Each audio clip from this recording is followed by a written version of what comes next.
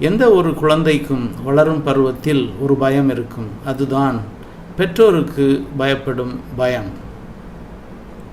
ஒரு வயது வரை நாம் நம்மை பெற்றெடுத்த பெற்றோருக்கு நாம் பயப்படுவோம். ஒரு காலகட்டம் வரும் பொழுது அந்த பெற்றோருடைய பயம் நம்மை ஒரு அளவுக்கு அழைத்து செல்லும்.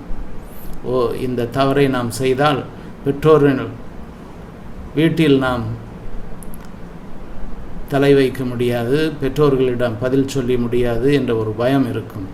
அப்படினால் அநேக காரியங்களுக்கு, ஆவிக்குரிய காரியங்கள் மட்டுமல்ல, ஆல்கஹால், இன்னும் பல காரியங்கள், திருட்டு, பொய் முதலான காரியங்களை நாம் தவிர்ப்பது உண்டு.